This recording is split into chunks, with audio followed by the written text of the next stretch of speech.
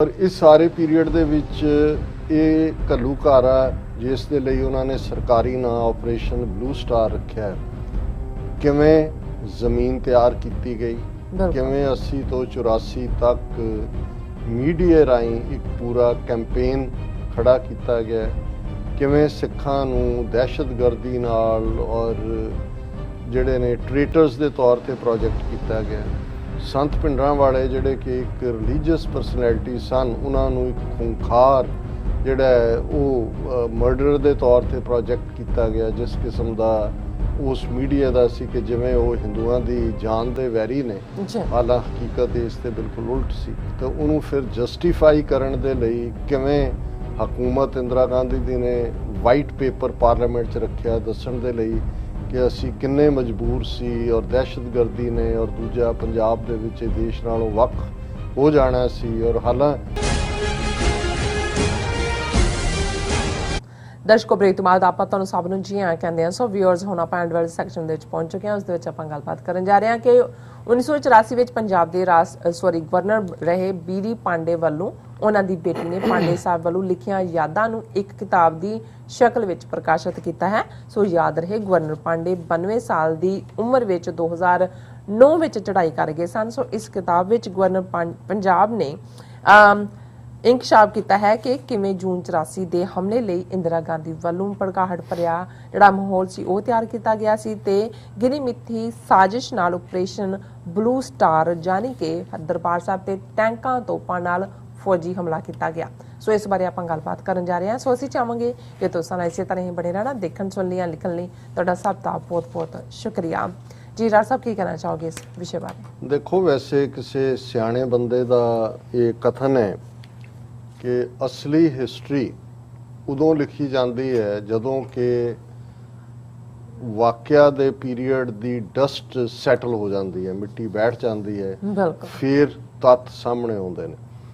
ਜੂਨ 1984 ਦਾ ਘੱਲੂਘਾਰਾ, ਭਾਰਤੀ ਫੌਜ ਦਾ ਟੈਂਕਾਂ ਤੋਪਾਂ ਨਾਲ ਅਕਾਲ ਤਖਤ ਸਾਹਿਬ, ਦਰਬਾਰ ਸਾਹਿਬ, 37 ਇਤਿਹਾਸਕ ਗੁਰਦੁਆਰਿਆਂ ਤੇ ਹਮਲਾ, ਔਰ ਇਸ ਸਾਰੇ ਨੂੰ 84 ਤੋਂ ਜੇ ਅਸੀਂ ਦੇਖੀਏ ਤੇ ਆਲਮੋਸਟ 4 ਦਹਾਕੇ ਹੋ ਜਾਣੇ ਨੇ, 36-37 ਸਾਲ ਅਸੀਂ ਪਹਿਲਾਂ ਦੀ ਗੱਲ ਕਰ ਰਹੇ ਹਾਂ। ਅੱਛਾ। ਔਰ ਇਸ ਸਾਰੇ ਪੀਰੀਅਡ ਦੇ ਵਿੱਚ ਇਹ ਘੱਲੂਘਾਰਾ ਜਿਸ ਦੇ ਲਈ ਉਹਨਾਂ ਨੇ ਸਰਕਾਰੀ ਨਾਂ ਆਪਰੇਸ਼ਨ ਬਲੂ ਸਟਾਰ ਰੱਖਿਆ, ਕਿਵੇਂ ਜ਼ਮੀਨ ਤਿਆਰ ਕੀਤੀ ਗਈ, ਕਿਵੇਂ 80 ਤੋਂ 84 ਤੱਕ ਮੀਡੀਆ ਰਾਹੀਂ ਇੱਕ ਪੂਰਾ ਕੈਂਪੇਨ ਖੜਾ ਕੀਤਾ ਗਿਆ, ਕਿਵੇਂ ਸਿੱਖਾਂ ਨੂੰ ਦਹਿਸ਼ਤਗਰਦੀ ਨਾਲ ਔਰ ਜਿਹੜੇ ਨੇ ਟ੍ਰੇਟਰਸ ਦੇ ਤੌਰ ਤੇ ਪ੍ਰੋਜੈਕਟ ਕੀਤਾ ਗਿਆ। ਸੰਤ ਭਿੰਡਰਾਂਵਾਲੇ ਜਿਹੜੇ ਕਿ ਇੱਕ ਰਿਲੀਜੀਅਸ ਪਰਸਨੈਲਿਟੀ ਸਨ, ਉਹਨਾਂ ਨੂੰ ਇੱਕ ਖੂੰਖਾਰ ਜਿਹੜਾ ਉਹ ਮਰਡਰ ਦੇ ਤੌਰ ਤੇ ਪ੍ਰੋਜੈਕਟ ਕੀਤਾ ਗਿਆ, ਜਿਸ ਕਿਸਮ ਦਾ ਉਸ ਮੀਡੀਆ ਦਾ ਸੀ ਕਿ ਜਿਵੇਂ ਉਹ ਹਿੰਦੂਆਂ ਦੀ ਜਾਨ ਦੇ ਵੈਰੀ ਨੇ, ਹਾਲਾਂ ਹਕੀਕਤ ਇਸ ਤੇ ਬਿਲਕੁਲ ਉਲਟ ਸੀ।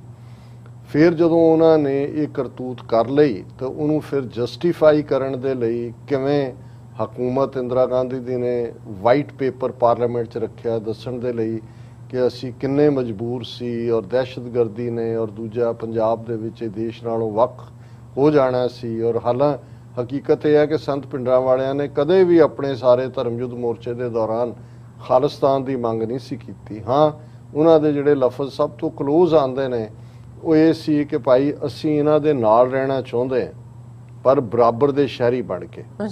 ਜਿਸ ਦਿਨ ਭਾਰਤੀ ਫੌਜ ਦੇ ਪੈਰ ਦਰਬਾਰ ਸਾਹਿਬ ਦੀ ਹਦੂਦ 'ਚ ਪਏ, ਖਾਲਿਸਤਾਨ ਦੀ ਨੀਂਹ ਰੱਖੀ ਜਾਏਗੀ। ਸੋ ਇਹ ਜ਼ਾਹਰ ਹੈ ਕਿ ਵੀ ਇਹ ਕੰਮ ਨਾ ਕਰਿਓ, ਅਦਰਵਾਈਜ਼ ਫਿਰ ਖਾਲਿਸਤਾਨ ਤੋਂ ਬਿਨਾਂ ਸਿੱਖਾਂ ਨੇ ਦੀ ਕੋਈ ਮੰਗ ਨਹੀਂ ਰਹਿਣੀ ਹੈ। ਉਦੋਂ ਤੱਕ ਤਾਂ ਮੰਗ ਹੀ ਅਨੰਦਪੁਰ ਸਾਹਿਬ ਰੈਜ਼ੋਲੂਸ਼ਨ ਸੀ। ਲੇਕਿਨ ਕਿਵੇਂ ਭਿੰਡਰਾਂਵਾਲਿਆਂ ਨੂੰ, ਧਰਮ ਯੁੱਧ ਮੋਰਚੇ ਨੂੰ, ਸਮੁੱਚੀ ਸਿੱਖ ਕੌਮ ਨੂੰ ਕਿਸ ਬ੍ਰਸ਼ ਦੇ ਨਾਲ ਪੇਂਟ ਕੀਤਾ ਗਿਆ, ਔਰ ਫਾਈਨਲੀ ਕਿਵੇਂ ਹਮਲਾ ਕਰਨ ਤੋਂ ਬਾਅਦ ਕੱਲਾ ਇਹੀ ਨਹੀਂ, ਉੱਥੇ ਵਾਈਟ ਪੇਪਰ ਜਾਂ ਦੂਜਾ ਬਾਹਰ ਦੁਨੀਆ ਭਰ ਜਿਹੜੇ ਭਾਰਤੀ ਹਾਈ ਕਮਿਸ਼ਨ, ਐਮਬੈਸੀਆਂ, ਕੌਂਸੂਲੇਟ ਸੀ, ਉਹਨਾਂ 'ਚ ਵੱਡੀ ਗਿਣਤੀ ਦੇ ਵਿੱਚ ਵੀਡੀਓ ਟੇਪਸ, ਲਿਟਰੇਚਰ, ਜਿਹਦੇ 'ਚ ਸਿੱਖਾਂ ਨੂੰ ਗਲੋਬਲ ਦਹਿਸ਼ਤਗਰਦ ਦੇ ਤੌਰ ਤੇ ਪ੍ਰੋਜੈਕਟ, ਸਮੁੱਚੀ ਕੌਮ, ਕਿਉਂਕਿ ਇੰਦਰਾ ਗਾਂਧੀ ਨੇ ਐਮਰਜੈਂਸੀ ਦੇ ਵੇਲੇ ਜਿਹੜਾ ਸਿੱਖਾਂ ਨੇ ਮੁਖਾਲਫਤ ਕੀਤੀ, ਬਾਕੀ ਹਿੰਦੁਸਤਾਨ ਸੁਸਰੀ ਵਾਂਗ ਸੌਂ ਗਿਆ ਸੀ, ਉਹਨਾਂ ਨੂੰ ਸਬਕ ਸਿਖਾਉਣ ਦਾ ਫੈਸਲਾ ਕਰ ਲਿਆ ਸੀ। ਔਰ ਉਹਦਾ ਹੀ ਨਤੀਜਾ ਸੀ ਕਿ ਇਹ ਜਦੋਂ ਵਾਪਸ ਪਾਵਰ 'ਚ ਆਈ, ਮੁਰਾਰਜੀ ਦੇਸਾਈ ਦੀ ਔਰ ਚਰਨ ਸਿੰਘ ਦੀ ਦੂਜੀ ਹਕੂਮਤ ਡਿੱਗੀ, ਉਹਨੇ 81 ਚ ਇਹ ਫੈਸਲਾ ਕਰ ਲਿਆ ਸੀ ਕਿ ਹੁਣ ਇਹਨਾਂ ਇਸ ਸਾਰੀ ਕੌਮ ਨੂੰ ਹੀ ਜਿਹੜਾ ਮੈਂ ਮਲੀਆ ਮੇਟ ਕਰ ਦੇਣਾ, ਟੋਟਲ ਵਾਰ ਕਰਕੇ। ਔਰ ਇਸ ਤਰ੍ਹਾਂ ਹੁਣ ਇਹ ਗੱਲਾਂ ਅਸੀਂ ਤਾਂ ਕਹਿੰਦੇ ਆ ਹਰ ਸਾਲ ਜੂਨ ਦੇ ਮਹੀਨੇ ਵੀ ਕਹਿੰਦੇ ਆ, ਜਦੋਂ ਵੀ ਹੁੰਦੇ, ਲੇਕਿਨ ਜਦੋਂ ਅਸੀਂ ਕਹਿੰਦੇ ਆ ਵੀ ਹਿਸਟਰੀ ਕਿਵੇਂ ਜਦੋਂ ਡਸਟ ਸੈਟਲ ਹੋ ਜਾਂਦੀ ਹੈ, ਨਿਕਲਣੀ ਸ਼ੁਰੂ ਹੁੰਦੀ ਹੈ, ਬਹੁਤ ਸਾਰੇ ਨੈਰੇਟਿਵ ਜਿਹੜੇ ਨੇ ਉਸ ਤੋਂ ਬਾਅਦ, ਹਾਲਾਂ ਪਹਿਲੀ ਕਿਤਾਬ ਉਸ ਪੀਰੀਅਡ ਦੇ ਵਿੱਚ ਮਾਰਕ ਟਲੀ ਜਿਹੜਾ BBC ਦਾ ਦਿੱਲੀ ਬੇਸਡ ਕੋਰਸਪੋਂਡੈਂਟ ਸੀ, ਬਿਊਰੋ ਚੀਫ ਸੀ, ਔਰ ਸਤੀਸ਼ ਜੈਕਬ ਨੇ ਲਿਖੀ ਅੰਮ੍ਰਿਤਸਰ ਮਿਸਿਸ ਗਾਂਧੀਜ਼ ਲਾਸਟ ਬੈਟਲ। ਉਹਦੇ ਵਿੱਚ ਬਹੁਤ ਕੁਝ ਗਲਤ ਸੀ, ਪਰ ਬਹੁਤ ਕੁਝ ਸਾਹਮਣੇ ਵੀ ਆਇਆ ਜਿਹੜਾ ਨਿਸ਼ਾਨਦੇਹੀ ਕਰਦਾ ਸੀ ਕਿ ਖਾਸ ਤੌਰ ਤੇ ਜੰਗ ਕਿਸ ਕਿਸਮ ਦੀ ਹੋਈ, 72 ਘੰਟੇ ਕਿਵੇਂ ਜਿਹੜਾ ਦੁਸ਼ਮਣ ਦੀਆਂ ਤੋਪਾਂ ਦੇ ਜਿਹੜੇ ਨੇ ਮੂੰਹ ਮੋੜੇ।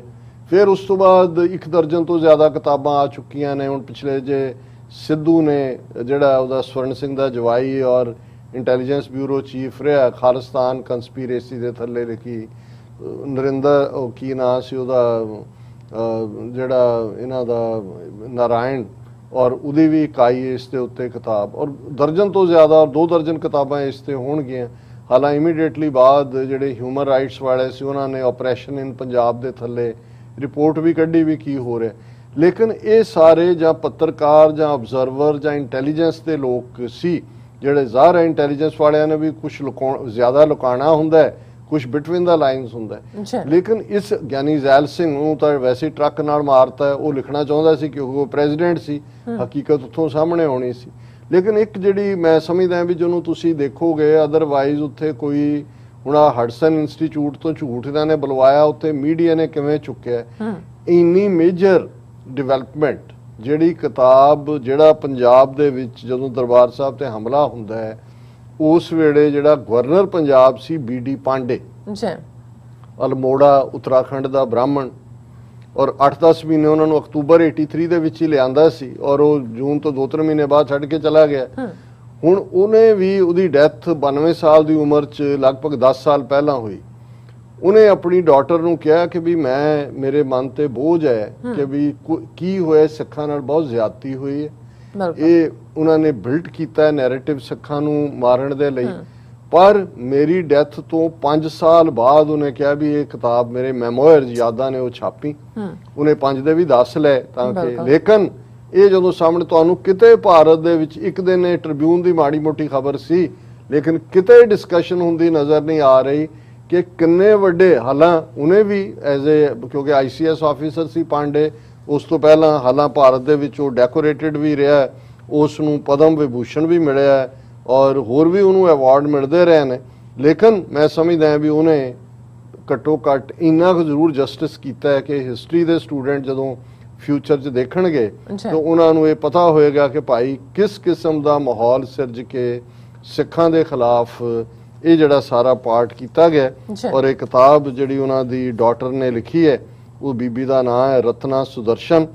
ਉਸ ਨੂੰ ਜਿਹੜਾ ਹੈ ਇਹ ਉਹਨਾਂ ਨੇ ਕਿਤਾਬ ਦਾ ਨਾਮ ਹੈ in the service of free India.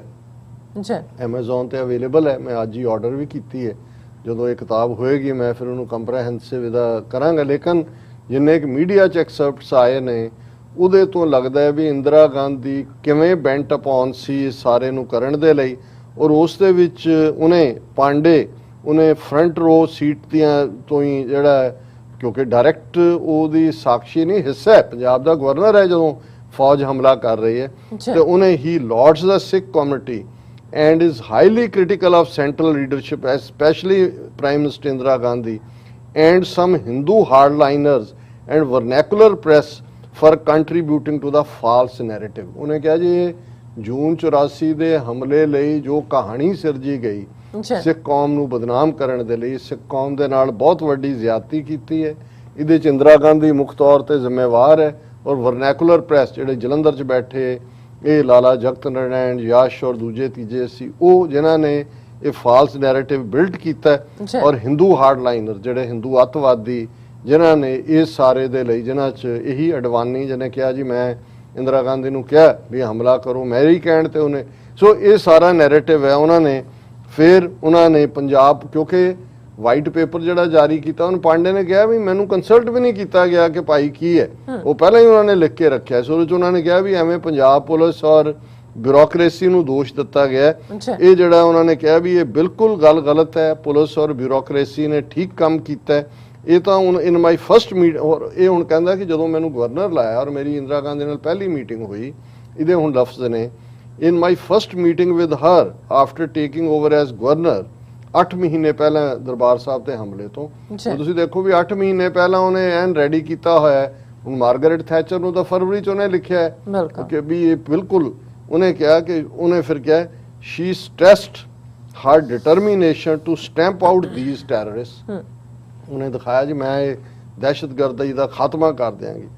And I listened somewhat spellbound, ਕਿ ਵੀ ਮੈਂ ਜਿਵੇਂ ਸੁੰਨ ਹੋ ਕੇ ਬੈਠਾ ਸੁਣਦਾ ਰਿਹਾ, as I could not believe that she would go to such lengths, ਕਿ ਵੀ ਇਹਨੇ ਇਸ ਕਿਸਮ ਦਾ ਇਹ ਮਨ ਬਣਾਈ ਬੈਠੀ ਹੈ, ਮੈਨੂੰ ਜਿਹੜਾ ਯਕੀਨ ਨਹੀਂ ਸੀ ਹੋ ਰਿਹਾ। I felt greatly disturbed at the thought and consequences if such actions ever become imperative, ਕਿ ਵੀ ਜੋ ਇਹ ਕਹਿ ਰਹੀ ਹੈ ਜੇ ਆਪਣੀ ਆਈ ਤੇ ਆਈ ਹੋਈ ਹੈ ਇਹ ਕੀਤਾ ਹੈ, ਉਹਦੇ ਨਤੀਜੇ ਕੀ ਨਿਕਲਣਗੇ। ਫਿਰ ਉਹਨੇ ਕਿਹਾ ਕਿ ਵੀ ਇਹ ਭਾਵੇਂ ਉਹਦੇ ਕੋਲ ਪੋਲੀਟੀਕਲ ਐਸਟਿਊਟਨੈਸ ਸੀ, ਪਰ ਇੱਕ ਉਹਦੇ ਜਿਹੜਾ ਰੂਥਲੈਸਨੈਸ ਦਾ ਸੀ, ਉਹਨੇ ਉਹ ਇਸ ਵੇਲੇ ਉਹਦੀ ਰੂਥਲੈਸਨੈਸ ਉਹਦੇ ਤੇ ਹਾਵੀ ਹੋ ਚੁੱਕੀ ਸੀ, ਔਰ ਉਹਨੇ ਪਾਵਰ 'ਚ ਰਹਿਣ ਲਈ ਕਿ what I am trying to say that Indira Gandhi could not and would not tolerate anyone or any party standing up to her, and the Akalis were one ਸੱਚ ਪਾਰਟੀਜ਼। ਇਹ ਉਹਨੇ ਐਗਜ਼ੈਕਟਲੀ ਕੋਟ ਅਨ ਕੋਟ ਹੈ। ਉਹਨੇ ਕਿਹਾ ਵੀ ਉਹ ਸਹਾਰ ਹੀ ਨਹੀਂ ਸੀ ਸਕਦੀ ਕਿ ਕੋਈ ਉਹਨੂੰ ਚੈਲੰਜ ਕਰਨ ਦਾ ਹੌਸਲਾ ਕਰੇ। ਔਰ ਅਕਾਲੀ, ਹੁਣ ਅਕਾਲੀਆਂ ਦਾ ਮਤਲਬ, ਕਿਉਂਕਿ ਐਮਰਜੈਂਸੀ ਦੇ ਖਿਲਾਫ ਮੋਰਚਾ ਅਕਾਲੀਆਂ ਨੇ ਲਾਇਆ, 82 ਤੋਂ 84 ਤੱਕ ਪਹੁੰਚਦਿਆਂ ਤਾਂ ਧਰਮ ਯੁੱਧ ਮੋਰਚਾ ਉਹਦੀ ਰੂਹੇ ਰਵਾਂ ਪਿੰਡਾਂ ਵਾਲੇ ਸੀ। ਔਰ ਉਹਨੇ ਇਹ ਕਿਹਾ ਕਿ I have known people who living in Delhi were even afraid of coming to Chandigarh, ਕਿ ਵੀ ਇੰਨਾ ਡਰ ਪੈਦਾ ਕੀਤਾ। ਕਹਿੰਦਾ ਮੈਂ ਜਦੋਂ ਗੁਜ਼ਰਦਾ ਸੀ then from Chandigarh, if one went to real Punjab, Amritsar, Jalandhar, Ludhiana, one would find similar normalcy, ਕਿ ਪੰਜਾਬ ਤਾਂ ਬਿਲਕੁਲ ਨਾਰਮਲ ਸੀ। ਲੇਕਿਨ ਮੀਡੀਆ 'ਚ ਇਹ ਗਵਰਨਰ ਕਹਿ ਰਿਹਾ ਪੰਜਾਬ ਦਾ, ਜਿਹਦੇ ਹੁੰਦੇ ਆ ਜਿਹੜਾ ਇੰਦਰਾ ਗਾਂਧੀ ਦਾ ਅਪਾਇੰਟਡ ਹੈ ਔਰ ਜਿਹੜਾ ਪੰਜਾਬ 'ਚ 8-10 ਮਹੀਨੇ ਰਹਿੰਦਾ ਹੈ, ਉਹ ਕਹਿੰਦਾ ਵੀ ਬਿਲਕੁਲ normal C. Driving through the country side all was peaceful with farming going on normally, ਕਿ ਖੇਤੀਬਾੜੀ ਬਿਲਕੁਲ ਨਾਰਮਲ ਵਾਂਗ ਹੋ ਰਹੀ ਸੀ। ਦ ਸਿਟੀਜ਼ ਵਰ ਬਸਲਿੰਗ ਵਿਦ ਐਕਟੀਵਿਟੀ, ਫੈਕਟਰੀਜ਼ ਵਰ working normally, even schools and colleges, Hindus and Sikhs were walking together, visiting each other's shops, riding together. ਵੀ ਪੰਜਾਬ 'ਚ ਤਾਂ ਕੁਝ ਵੀ ਐਸਾ ਨਹੀਂ ਸੀ, ਸਭ ਕੁਝ ਨਾਰਮਲ ਵਾਂਗ ਸੀ। The contrast between what one anticipated and what one actually experienced was vivid, ਕਿ ਜੋ ਪ੍ਰਚਾਰਿਆ ਜਾ ਰਿਹਾ ਸੀ ਔਰ ਜੋ ਐਕਚੁਅਲੀ ਸੀ ਉਹ ਬਿਲਕੁਲ ਫਰਕ ਸੀ। I could not help but emphasize on this otherwise peaceful atmosphere, ਕਿ ਮੈਨੂੰ ਲੱਗਦਾ ਸੀ ਕਿ ਵੀ ਪੰਜਾਬ 'ਚ ਅਮਨ ਅਮਾਨ ਪੀਸਫੁਲ ਹੈ ਔਰ ਇਹ ਸਾਰਾ ਕੀ ਚੱਲ ਰਿਹਾ ਔਰ ਇਹਦਾ ਸਭ 'ਚੋਂ ਕੀ ਕੱਢੇਗੀ। ਔਰ ਉਹਨਾਂ ਨੇ ਕਿਹਾ ਵੀ ਪੁਲਿਸ ਇੰਟੈਲੀਜੈਂਸ ਬਿਲਕੁਲ ਦੱਸ ਰਹੀ ਸੀ ਦਰਬਾਰ ਸਾਹਿਬ ਦੇ ਅੰਦਰ ਕੀ ਹੈ, ਉਹਨਾਂ ਨੂੰ ਇਹ ਵੀ ਪਤਾ ਸੀ ਕਿ ਭਾਈ ਅੰਦਰ ਕੀ ਹਥਿਆਰ ਕੀ ਨੇ, ਔਰ ਇਹ ਸਾਰਾ ਉਹਨਾਂ ਨੇ ਕਿਹਾ। ਬਟ ਵਾਈਟ ਪੇਪਰ, ਫਿਰ ਆਪਣਾ ਉਹ ਐਗਜ਼ੈਕਟ ਕੋਟ ਕਰ ਰਿਹਾ, white paper tabled by centre before army operation Pande says he was not even consulted. ਉਹਨੇ ਕਿਹਾ ਜੀ ਮੇਰੇ ਨਾਲ ਤਾਂ ਸਲਾਹ ਤੱਕ ਵੀ ਨਹੀਂ ਕੀਤੀ ਗਈ, ਮੈਨੂੰ ਦਿਖਾਇਆ ਵੀ ਨਹੀਂ ਗਿਆ। ਔਰ ਉਹਨੇ ਕਿਹਾ ਕਿ ਵੀ ਇਹ ਜਦੋਂ he also question the official figures of casualties in Blue Star, ਹੁਣ ਜਿਉਂ-ਜਿਉਂ ਫੈਕਟ ਸਾਹਮਣੇ ਆ ਰਹੇ ਨੇ ਕਿੰਨੇ ਲੋਕ ਮਰੇ ਉਹਦੇ ਬਾਰੇ, ਪਹਿਲਾਂ ਜਿਹੜਾ ਫੌਜੀ 92 ਮਰਨ ਦੀ ਗੱਲ ਵਾਈਟ ਪੇਪਰ 'ਚ ਸੀ, ਰਾਜੀਵ ਗਾਂਧੀ ਨੇ ਕਿਹਾ ਸੀ 700 ਫੌਜੀ ਮਾਰੇ, ਸਿੱਖ ਤਾਂ ਹਜ਼ਾਰਾਂ 'ਚ ਮਾਰੇ ਨੇ, ਪਰ ਪਾਂਡੇ ਕਹਿ ਰਿਹਾ the number of casualties among the terrorists and civilians was 1200 and not 700। ਉਹਨੇ ਕਿਹਾ ਜੀ ਫੌਜੀ 1200 ਮਰੇ, ਹਾਂਜੀ, ਮਤਲਬ ਹੁਣ ਉਹ ਜਿਹੜੇ ਹਜ਼ਾਰਾਂ 'ਚ ਤਾਂ ਪਹੁੰਚ ਗਏ ਨਾ। ਹੁਣ ਇਹ ਰਾਜੀਵ ਗਾਂਧੀ 700 ਤੱਕ ਸੀ ਔਰ ਇਹ 1200 ਔਰ and not 700, some 200 terrorist still got away. ਉਹਨੇ ਕਿਹਾ ਜੀ 200 ਜਿਹੜੇ ਨੇ ਉਹ ਨਿਕਲ ਗਏ, ਉਹਨਾਂ ਨੂੰ ਟੈਰਰਿਸਟ ਹੀ ਕਹਿ ਰਿਹਾ। Blue star didn't achieve the desired results. ਬਾਕੀ ਉਹਨੇ ਫਿਰ ਖਾਲਿਸਤਾਨ ਮੂਵਮੈਂਟ ਦੇ ਉੱਤੇ ਕਿਹਾ, ਉਹਨੇ ਕਿਹਾ ਜੀ ਕਿ ਬਈ ਇਸ ਕਿਸਮ ਦਾ ਕੁਛ ਨਹੀਂ ਸੀ ਕਿ ਸਿੱਖਾਂ ਨੇ, ਕੋਈ ਸਿੱਖ ਕਮਿਊਨਿਟੀ ਨੇ ਕੋਈ ਵਾਇਲੈਂਸ ਨੂੰ ਰਿਜ਼ੋਰਟ ਕੀਤਾ ਹੋਏ। ਸਿੱਖ ਮਾਸਿਸ ਹੈਵ ਨਾਟ ਗੋਨ ਬਿਸਰਕ, ਸਿੱਖ ਜਨਤਾ ਕੋਈ ਪਾਗਲਪਨ 'ਚ ਨਹੀਂ ਆਈ। In fact they have kept their calm and as a mob never attacked the Hindus unlike the events in Haryana, Delhi and Uttar Pradesh. ਕਿਉਂਕਿ ਪੰਜਾਬ 'ਚ ਇੱਕ ਵੀ ਘਟਨਾ ਐਸੀ ਨਹੀਂ ਹੋਈ ਕਿ ਜਿਹਦੇ 'ਚ ਸਿੱਖ ਭੀੜਾਂ ਨੇ ਕਿਸੇ ਹਿੰਦੂ ਤੇ ਹਮਲਾ ਕੀਤਾ ਹੋਏ, ਜਦੋਂ ਕਿ ਜੋ ਕੁਝ ਹਿੰਦੂਆਂ ਨੇ ਨਵੰਬਰ ਦੇ ਵਿੱਚ ਕੀਤਾ ਹਰਿਆਣੇ 'ਚ, ਦਿੱਲੀ 'ਚ, ਉੱਤਰ ਪ੍ਰਦੇਸ਼, ਇਹ ਉਸ ਤੇ ਬਿਲਕੁਲ ਉਲਟ ਸੀ। ਜੀ। ਸੋ ਮੈਂ ਸਮਝਦਾ ਵੀ ਹਾਲਾਂ ਪਾਂਡੇ ਨੇ ਬਹੁਤ ਕੁਝ ਐਸਾ ਨਹੀਂ ਕਿਹਾ। ਖੌਫ ਤਾਂ ਹੁੰਦਾ ਹੀ ਹੈ, ਜੇ ਉਹਨੇ ਕਿਹਾ ਵੀ ਮੇਰੇ ਮਰਨ ਤੋਂ 5 ਸਾਲ ਬਾਅਦ ਇਹਨੂੰ ਪਬਲਿਸ਼ ਕਰਨਾ। ਹੁਣ ਇਹ ਕਿਉਂਕਿ 36 ਸਾਲ ਬਾਅਦ ਇਸ ਲਈ ਆ ਰਹੀ ਹੈ ਕਿ 84 ਤੋਂ ਬਾਅਦ ਪਾਂਡੇ ਜਿਹੜਾ ਹੈ ਉਹ 10 ਸਾਲ ਪਹਿਲਾਂ ਤੱਕ ਜਿਉਂਦਾ ਰਿਹਾ ਜੀ। ਔਰ 92 ਸਾਲ ਦੀ ਉਮਰ ਭੋਗ ਕੇ ਗਿਆ ਹੈ। ਪਰ ਉਹਨੂੰ ਇਹ ਸੀ ਕਿ ਵੀ ਘੱਟੋ ਘੱਟ ਜੋ ਮੇਰੇ ਰਾਜਕਾਲ ਦੇ ਦੌਰਾਨ ਹੋਇਆ, ਮੇਰੇ ਟੱਬਰ ਨੂੰ ਵੀ ਕੱਲ ਨੂੰ ਕਲੰਕਿਤ ਹੋਣਾ ਪਏਗਾ ਕਿ ਭਾਈ ਇਹ ਜਿਹੜਾ ਤੇਰੇ ਇਸ ਪਾਂਡੇ ਨੇ, ਤੁਹਾਡੇ ਇਸ ਨੇ ਕੀਤਾ ਸੀ, ਬਜ਼ੁਰਗ ਨੇ, ਉਹਨੇ ਆਪਣੀ ਛਾਤੀ ਤੋਂ ਭਾਰ ਹੀ ਲਾਇਆ। ਪਰ ਇਸ ਨੇ ਹਕੀਕਤ ਸਾਹਮਣੇ ਲੈ ਆਂਦੀ ਹੈ। ਜਿਵੇਂ ਉਦੋਂ ਇੱਕ ਨੈਰੇਟਿਵ ਸਿਰਜ ਕੇ ਬਲੂ ਸਟਾਰ ਦੇ ਨਾਂ ਥੱਲੇ ਫੌਜੀ ਹਮਲਾ ਕੀਤਾ ਗਿਆ, ਅੱਜ ਉਹੀ ਕੰਮ ਉਹ ਹਡਸਨ ਇੰਸਟੀਚਿਊਟ ਤੋਂ ਰਿਪੋਰਟ ਲਿਖਾਣ, ਇੰਡੀਆ ਦਾ ਗੋਦੀ ਮੀਡੀਆ ਹੋਏ, 4 ਚਫੇਰੇ ਉਹਨਾਂ ਦਾ ਪ੍ਰੋਪੇਗੈਂਡਾ ਤੰਤਰ ਹੋਏ, ਖਾਲਿਸਤਾਨ, ਦਹਿਸ਼ਤਗਰਦੀ, ਪਾਕਿਸਤਾਨ, ISI, ਉਹਨਾਂ ਦਾ ਸਾਰਾ ਜ਼ੋਰ ਇਸ ਗੱਲ ਤੇ ਲੱਗਾ ਹੋਇਆ ਹੈ ਕਿ ਖਾਲਿਸਤਾਨ ਦੀ ਪੀਸਫੁਲ ਮੂਵਮੈਂਟ, ਜਿਹਦੇ ਜੀਵਨ Sikhs for justice referendum 2020 peaceful ballot, ਉਹਨਾਂ ਨੇ ਆਪਣੀ ਸਟੇਟਮੈਂਟ 'ਚ ਕਿਹਾ ਕਿ we don't believe in tiffin bombs, we believe in ballot bombs. ਅਸੀਂ ਤਾਂ ਬੈਲਟ ਬਾਕਸਿਸ 'ਚ ਯਕੀਨ ਕਰਦੇ।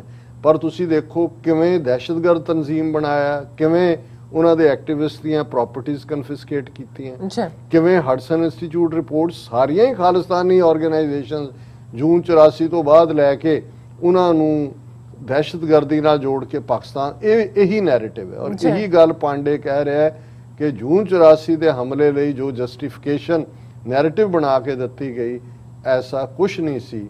ਇਹ ਹੁਣ ਇੱਕ ਸਰਕਾਰੀ ਗਵਰਨਰ ਜਿਹੜਾ ਮੌਕੇ ਦਾ ਗਵਰਨਰ ਹੈ, ਉਸ ਦੇ ਜਿਹੜੇ ਨੇ ਮੈਮੋਇਰਸ ਨੇ। ਔਰ ਮੈਂ ਸਮਝਦਾ ਹਾਂ ਵੀ ਹੌਲੀ ਹੌਲੀ ਹੌਲੀ ਹੋਰ ਵੀ ਫੈਕਟ ਜਿਹੜੇ ਨੇ ਉਹ ਬਾਹਰ ਆਉਣਗੇ। ਜੀ ਡਾਕਟਰ ਸਾਹਿਬ, ਤੁਹਾਡਾ ਬਹੁਤ ਬਹੁਤ ਸ਼ੁਕਰੀਆ। ਤੁਸੀਂ ਆਪਣੇ ਵਿਚਾਰ ਸਾਰੇ ਦਰਸ਼ਕਾਂ ਨਾਲ ਸਾਂਝੇ ਕੀਤੇ ਨੇ। ਇਸ ਨਾਲ ਆਪਣੇ ਵਿਊਜ਼ ਕੋਲ ਲੈਣੇ ਇਜਾਜ਼ਤ। ਵਿਊਅਰਸ, ਸਾਡੇ ਪ੍ਰੋਗਰਾਮ ਦਾ ਸਮਾਂ ਇੱਥੇ ਸਮਾਪਤ ਹੁੰਦਾ ਹੈ। ਤੁਸੀਂ ਆਪਣੀ ਰਾਏ ਤੇ ਸੁਝਾਅ ਸਾਨੂੰ ਭੇਜਣਾ ਭੁੱਲਣਾ। ਸਾਡੇ ਇਸ ਪਤੇ ਤੇ sos@tv84.tv ਤੇ ਅਸੀਂ ਆਪਣਾ ਪ੍ਰੋਗਰਾਮ ਲੈ ਕੇ ਫਿਰ ਦੁਬਾਰਾ ਤੁਹਾਡੇ ਰੂਬਰੂ ਹੋਵਾਂਗੇ।